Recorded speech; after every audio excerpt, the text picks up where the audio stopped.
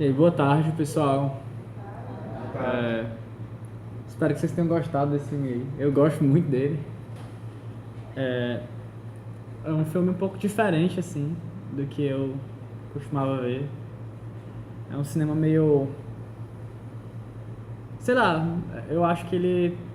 O quê? Eu acho que ele... Esse cara aí, esse diretor, Apichatpong Weerasethakul, ele tem um modo de fazer cinema muito próprio, assim. Ele tem muitos elementos da terra dele. Assim, tipo, quando a gente vê um filme daqui, sei lá, tipo Bop, tipo aquele Tropa de Elite, é um filme brasileiro, mas tem elementos bastante hollywoodianos, né? Claro que tem filme brasileiro que não tem elementos hollywoodianos, mas mesmo assim a gente vê as marcas desse fazer de cinema de outros lugares. Eu acho que o Apichatpong ele tem uma maneira muito única que não parece com a maneira francesa, nem... Eu vou falar um pouquinho sobre o filme e sobre as circunstâncias dessa obra e depois vocês me perguntam qualquer coisa, seguindo o exemplo do último debate que eu gostei muito. Esse filme foi feito, saiu em 2010, 2010, acho que sim. Lambomir Aloek Chat, tipo meio que recordar as coisas passadas. E ele tem muito do animismo e de certas tradições da Tailândia budista. Eles são, em maioria, acho que 94% da população lá é budista. E o roteiro nasce de uma viagem que o Apichatpong fez pelo Mekong.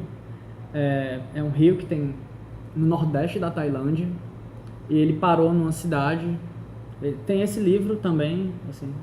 Ele havia lido esse livro, Tio Bomik, um homem que recordava seus antepassados, e ele encontrou umas pessoas que eram descendentes desse cara, conversou com elas e tal. E da experiência desse lugar, ele tirou esse filme, um curta, Cartas para Tio Bumi, uma instalação chamada Primitive e Phantoms in Nabua. Fantasma de Nabua, né? Nabua é esse lugar que é uma cidade conhecida também por a Cidade da Viúva, porque tem uma lenda local sobre essa viúva fantasma que ela capturava, uma rainha, assim, ela capturava homens casados e quando esses caras entravam na floresta eles nunca mais voltavam e aí a cidade ficava cheia de viúvas. Esse filme trata muito de memória, assim, e de temporalidade. É um filme que ele trabalha em 3 camadas de tempo. Não sei se dá pra perceber. Ele trabalha com passado, presente e futuro, né? O presente sendo essa parte aí onde chegam o fantasma da mulher e o macaco fantasma, né? Vocês pegaram isso? Pois é. Não é muito difícil não, eu acho esse filme muito simples assim de se entender. Não acho que ele força muita barra. Tipo, não é um filme que considera o espectador burro, que dá as coisas assim, mas ele não é um filme hermético. E pode até parecer, porque ele tem um ritmo meio, sei lá, é tão onírico pra mim, né, que ele chega a dar um pouquinho de sono mesmo. Eu sinto essa coisa de assistir e a pálpebra começar, porque ele trata muito disso também, assim, é tudo muito sonhado, é tudo muito fabulesco. Eu estudo um pouco de realismo fantástico, né, literatura fantástica, mas mais voltado para esse realismo mágico dos latino-americanos, e tento fazer um diálogo com o cinema desse cara aí. Mas tem essa coisa assim de ele puxar para esse lado de um fantástico que lembra a gente de alguma coisa, assim, a gente lembra de algo, a gente não sabe muito bem o que é. Ele é muito... É um filme de memória. Acho que é isso, é um filme de memória e de como a memória persiste na nossa cabeça até o momento em que ela desaparece. O Apichatpong, ele, quando foi fazer esse filme, ele tinha a ideia de fazer ele em 2 momentos. Tropical Malady, né, Mal dos Trópicos, e Síndrome de um Século, que é o que ele vai pegando histórias de pessoas e depois ele tem uma segunda parte. Ele pensou em fazer desse jeito, bem dividido assim, entre 2 blocos, mas aí ele percebeu que talvez fosse melhor ele diluir isso ao longo do filme e não fazer 2 blocos. porque, por exemplo, esse Tropical Malady conta uma história clara, assim, uma história X, muito clara, e depois ele passa para uma fábula que é meio que o espelho metafórico dessa história X. Se vocês tiverem a chance de assistir, o cinema desse cara tem muito disso, assim, de ter uma realidade X e dentro dessa realidade X ele fabular sobre ela. Nesse filme a gente tem uns 6 momentos, mais ou menos, assim, que são claramente definidos por luz. Ele tem mais de um diretor de fotografia. E agora eu não lembro quantos são direitos, não sei, acho que são 3 mais ou menos. E esses 3 caras, eles deram luzes diferentes e tal, tipos de enquadramentos diferentes, tem muito disso, assim. E ele também pensou em fazer uma homenagem aos filmes antigos. O som, ele tem muito dos filmes dos anos 70 e 80. Ele resolveu pegar materiais da floresta, assim, sons do lugar, e distorcer no computador, meio que baseado nos sons de filmes antigos, assim. A mise-en-scène também, ela é muito própria, porque o Apichatpong, em alguns momentos, principalmente naquele momento da cena do jantar, que é de maior estranhamento, assim, pelo menos pra mim, né, se vocês discordarem, podem falar, mas foi uma cena muito, sei lá, pitoresca, assim, tem uma galera jantando e chega um fantasma e até aí tudo bem, né. Não, tá comendo, aparece a minha mulher morta, mas de boa. Aí chega o filho do cara que virou um macaco fantasma e eles... Tá, vamos nessa, assim, tipo... Apresenta muito cedo. Os outros filmes do Apichatpong não apresentam tão cedo, assim, o elemento do fantástico. Ele elabora, mas é mais pra frente, assim. Esse aí ele já é mais dado. Porque o filme, ele tem uma característica muito forte que é essa, assim, tipo... O Bong Mi é esse cara que tá morrendo. E desde a primeira cena, a gente sabe que ele recorda dessas vidas dele. Porque, tipo, eu acredito, eu acho que devo ter interpretações por aí, esse boi é ele mesmo, assim. Uma grande ideia do Apichatpong nesse filme é trabalhar com essa consciência coletiva, assim. Tipo, todas as coisas têm uma memória, todas as coisas vivem e nós estamos nesse fluxo. Mas, assim, naquela cena parece muito com os programas que ele via na televisão tailandesa, quando ele era mais jovem, assim, porque tinham muitos... tem uma bela época do cinema tailandês, que foi entre 20 e 30, e logo depois começaram a fazer uns filmes, assim, mais pra sessão da tarde de lá.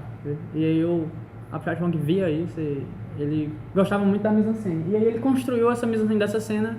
Mise-en-scène é o posto em cena, né, como os personagens estão dispostos na cena e tal, pra onde vai, pra onde vem, o movimento, essas coisas. Não só isso, mas sintetizando. E aí ele tentou reproduzir. E, enfim, o ritmo, ele é muito marcado por quem tá lá, assim. A trilha sonora, eu acho que ela é muito boa porque ela deixa a gente confortável dentro desse ambiente. Confortável ao mesmo tempo meio inquieto, porque é esse som da floresta, esse som que fica invadindo o tempo todo, assim. Diferentemente de outro filme dele, assim, esse aí parece muito com o Tropical Malady, nessa questão de som. Mas tem outro filme dele, o Mekong Hotel, ele é trilha sonora o tempo todo, assim. Tipo, esse é a trilha musical, né? Esse é a trilha sonora, ela tá direto, assim, ela não é pontual, eu acredito. Ela é uma coisa mais planificada pra ambientar a gente. E junto com o que tá sendo posto em cena pelo movimento das pessoas, ela dá esse ritmo da natureza, assim, um ritmo mais, tipo, de que eu estou num fluxo de consciência muito tranquilo. Assim, tipo, é o fluxo da vida, tipo, eu conheço a minha vida passada, eu sei da minha vida no futuro, eu estou aqui. Tem uma questão massa nele, que e aí é uma abordagem mais psicológica, assim, que ele trata muito do tema da perseguição e da caça, tipo, do tornar-se, assim. Eu uso a palavra devir, mas eu acho a palavra devir muito hiperutilizada, então vai ser tornar.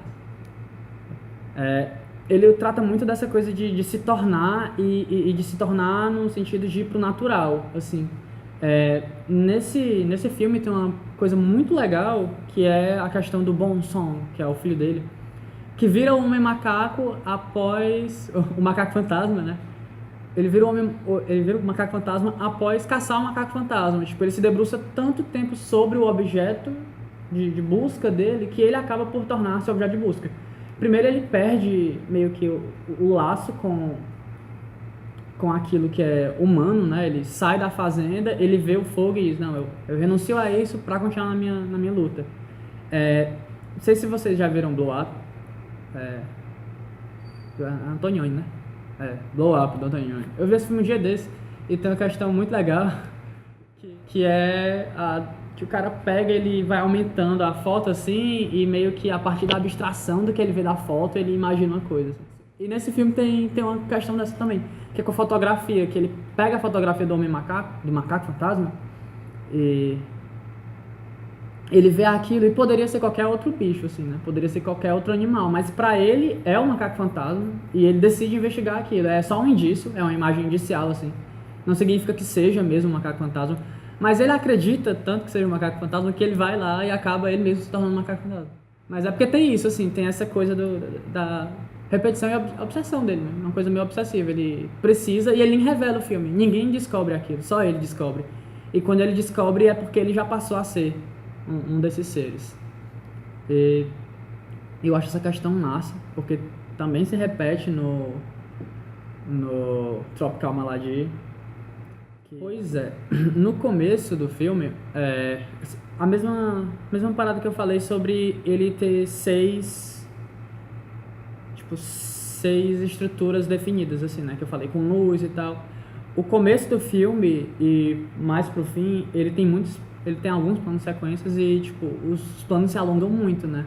É um filme de planos muito longos e, assim, é uma questão no cinema contemporâneo, não sei se vocês acompanham essa questão, mas tem essa coisa de alongar o plano e tal, porque pensa-se em trabalhar com outro tempo que não o tempo do corte, o tempo da montagem, é uma coisa muito mais sensorial, né?